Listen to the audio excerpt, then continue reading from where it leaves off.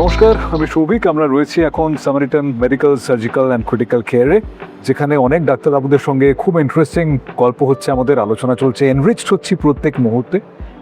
আমাদের সঙ্গে রয়েছেন ডক্টর রজত চৌধুরী, ক্রিটিক্যাল কেয়ার মেডিসিনের ডক্টর। নমস্কার। নমস্কার স্যার, অনেক ধন্যবাদ সময় দেওয়ার জন্য। ঠিক।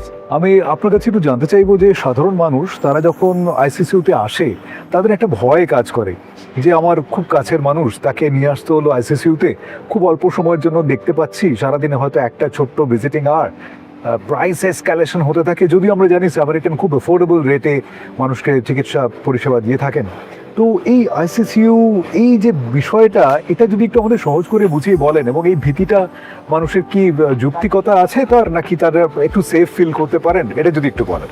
ঠিক, ধন্যবাদ প্রশ্নটা করার জন্যে। তো আমি দেখুন, আমার স্পেশালিটি হচ্ছে ইন্টেনসিভ কেয়ার মেডিসিন। আমরা post doctoral in intensive care medicine. তো আমরা ইন্টেনসিভ কেয়ার দীর্ঘ 15 বছর ধরে করছি।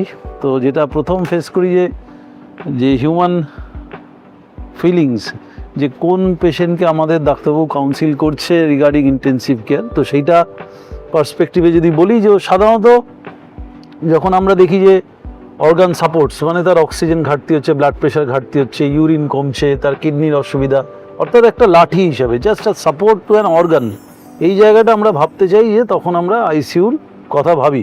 এবং আইসিইউর যে কস্ট নিয়ে যে ভাবনা চিন্তা, সেটা হচ্ছে যে যত আর্লি রেফারেল টু আইসিইউ হয় তত ভালো হয়। অর্থাৎ এন্ড মোমেন্টে যদি ইন্টেনসিভ কেয়ারের কাছে আসে, সেই পেশেন্টের আউটকাম কিন্তু খুব খারাপ।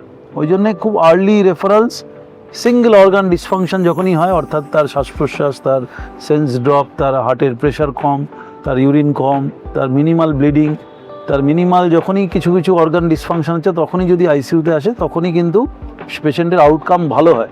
3-4 দিন থাকলেও তার কস্টও কিন্তু কম হয়।